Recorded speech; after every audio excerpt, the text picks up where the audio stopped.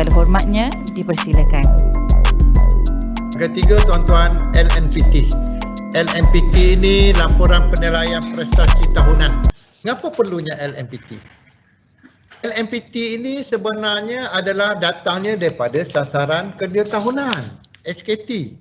SKT itu sebenarnya adalah janji kita sepanjang tahun ini untuk kita melaksanakan tugas dan amanah kita selaku penjawat awam, selaku apa saja jawatan yang kita sandang semasa kita berkhidmat ini.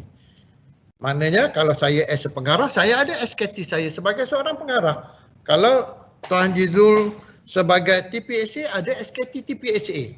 Sama juga tuan-tuan dan puan-puan, sama ada pensyarah, sama ada staf sokongan, sama ada PTPO, sama ada PO dan sebagainya.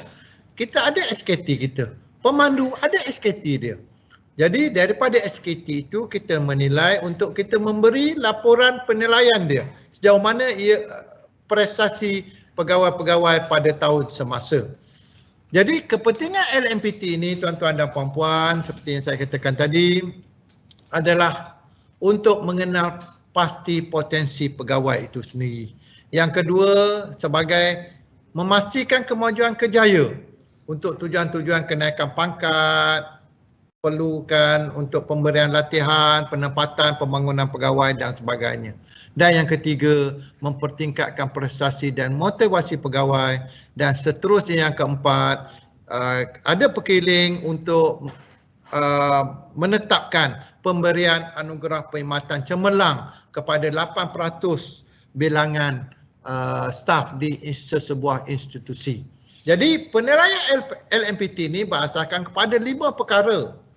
Ini sebenarnya saya rujuk ke borang ini, iaitu laporan penilaian prestasi, iaitu borang JPA 32002. Sebab itu yang saya kata tadi, bermula daripada 2002, ini dah borang penilaian kita, borang penilaian laporan prestasi. Jadi berdasarkan borang ini, tapi sekarang ini kita buat melalui HEMIS.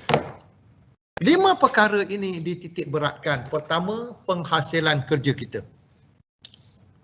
Penghasilan kerja kita. Sejauh mana kita melaksanakan kerja-kerja seperti yang kita nyatakan di dalam SKT.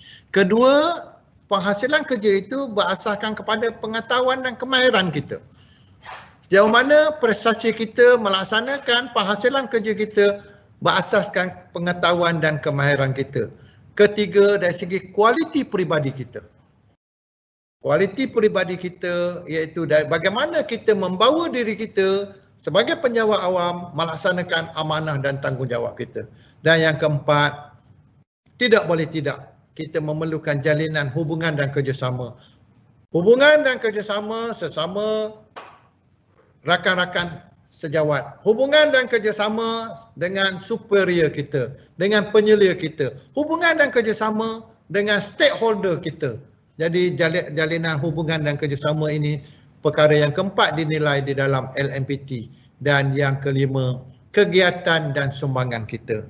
Seperti yang saya nyatakan awal tadi, bukan menyampaikan tanggungjawab hakiki dengan cara hanya mengajar, melaksanakan PDT, kita rasa kita telah selesai terhadap amanah dan tanggungjawab kita. Sebenarnya kita juga perlu memberi sumbangan kegiatan kita selain daripada amanah, tanggungjawab, senarai tugas hakiki kita.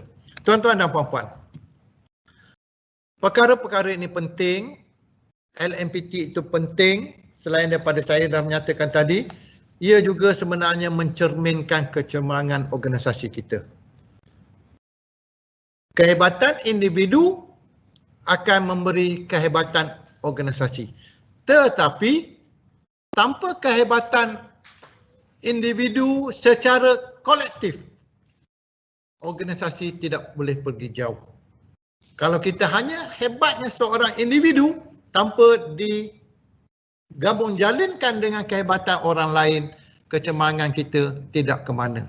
Jadi pada saya, setiap individu di Politeknik ini, di warga Politeknik Sultan Indonesia mempunyai saham yang tersendiri. pada saya peratus ada memberi sumbangan kepada politeknik ini. Yang tak dapat permohonan pertukaran ini kena terima. Di sinilah yang terbaiknya tempat tuan-tuan dan puan-puan. Itu telah dijanjikan. Telah dijanjikan, ditentukan. So kena reda dan kita teruslah bekerja dengan ikhlas bersama-sama. Kita teruslah bekerja dengan ikhlas bersama-sama. Saya ulang kali ketiga, kita teruslah bekerja dengan ikhlas bersama-sama.